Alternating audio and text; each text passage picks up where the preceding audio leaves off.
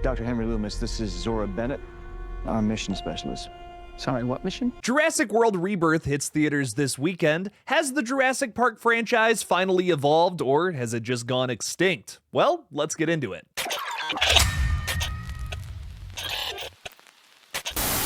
Hey everybody, I'm Killjoy Jake, and instead of having friends, I have horror-adjacent movies? The 7th installment in the Jurassic series follows Zora Bennett, who leads a team of skilled operatives to the most dangerous place on Earth, an island research facility to the original Jurassic Park. This is island number 3, by the way. Their mission? To secure genetic material from dinosaurs whose DNA can provide life-saving benefits to mankind. As the top-secret expedition becomes more and more risky, they soon make a sinister, shocking discovery that's been hidden from the world for decades. Rebirth may be overstepping with that subtitle a little bit, but with this entry, the series is definitely back on track. Although the film arguably has the scariest sequences in the entire franchise and an effective and simple action-adventure story at its core, it does feature a few lackluster characters and plot lines. Even after dishing out a little bit of criticism like that, I was still grinning from ear to ear from start to finish with this movie. Out of all of the world films so far, Rebirth feels the most like the original trilogy. Similar to Jurassic Park 3, it's a simple mission story that takes a new set of characters to the island for one specific reason. It's set up early on that the dinosaurs that were released throughout the events of Fallen Kingdom and Dominion are basically dying due to the climate. Basically, the only places in the world that still has the dinosaurs are very close to the equator, and of course these now 3 islands where research was done to create them in the first place. What's nice about this world-building concept is that it kind of concludes a lot of the things that were set up in the previous 3 films. Now we're on to something else, which here, it's a simple, one-shot little contained story, which is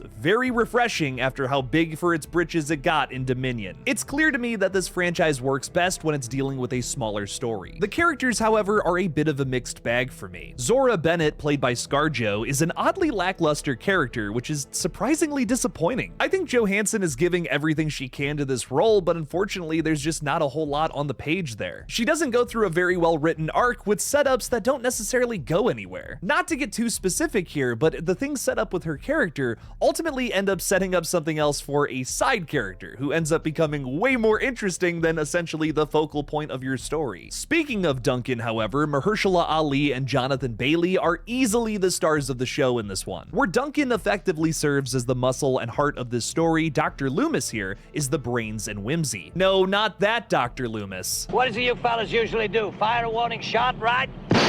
I can't talk too much about Duncan without diving into spoilers, but I will say regarding Dr. Loomis, he's basically our new Alan Grant, and even delivers a cheeky little line about studying under the legacy character. There's a lot that Rebirth thankfully resurrects in this franchise that was missing in the previous 2 installments, but one of the most important things here is the awe of seeing a dinosaur for the first time. This film is able to find that magic again with the character of Henry and everything set up with him. It's really well done. I also have some mixed feelings on the Delgado clan and their relationship between the family's patriarch Reuben and his daughter's boyfriend Xavier. While it's a well-done dynamic between these 2 characters, the arc serves its course far too early in the story, and then the movie has no idea what to do with these admittedly likable characters in the back half. A lot of my criticism for the character work here is not so much that it's poorly written, it's more so that it's poorly paced. Good setup, great punch, but it happens all way too early, and then these characters are kind of just hanging out for the rest of the movie, just doing their thing. With some better pacing, I feel like this movie would have been more effective. What's on the page is good stuff, it's just not placed properly. There's a lot of positives to talk about here though as well. The tension-fueled suspenseful sequences with our more carnivorous dinosaurs really worked well for me in this one. The part of this movie that everybody's been talking about is that riverboat sequence with a T-Rex chasing after the family here, and it did not disappoint. Taken right out of the original Jurassic Park novel, this is something that fans have been clamoring to see for a very long time put to screen. It's done very well, and it's not even my favorite terrifying sequence in the entire film. Beware of taking your kids to this one. The opening scene is like a sci-fi monster movie that's done well, even if it is ultimately a tad inconsequential. But another sequence at a dilapidated gas station may have been my favorite. Lots of homages to the raptors in the kitchen scene from the original, but done in a way that is still the director's own. Speaking of the dinosaurs, this movie really hones in on these creatures being animals again, which is a minor criticism I have of the rest of the world movies. movies. It seemed like, especially in Jurassic World and Fallen Kingdom, both of these films wanted to make the dinosaurs like super scary and in your face, these like horror movie monsters essentially, but that's not what the dinosaurs at Jurassic Park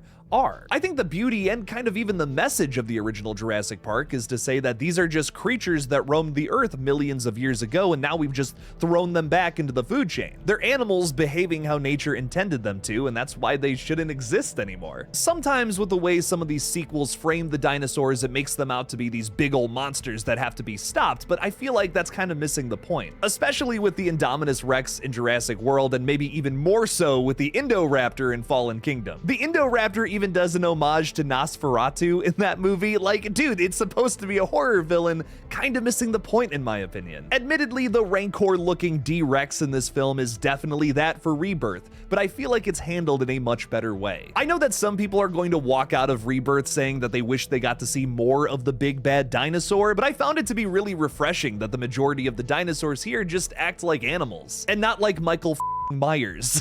For God's sakes, he can't drive a car. He was doing very well last night. It actually makes the creature teases at the beginning and his final boss status at the end one of the weaker parts of the entire movie for me. Most of this film gets away from the Jurassic World tone of the previous 3 films, which I liked, but part of those films definitely does live on here with the D-Rex mutation. The original Jurassic Park has stood the test of time for so many reasons, and one of those things is the real-life scientific commentary that it's based off of. The whole mosquitoes with dinosaur blood in them caught in amber is real science that original movie is based off of. Should we bring them back? Should we not? These movies kind of explore that. Rebirth, interestingly enough, adds a new element of commentary to itself that I found really interesting. The 7th installment here takes a page out of the Saw 6 playbook by going after Big Pharma. Most of this really worked for me, but there are some moments where you kind of gotta just suspend your disbelief, turn your brain off and say, okay, sure, I guess that would happen. There's one moment about halfway through where our human villain here gets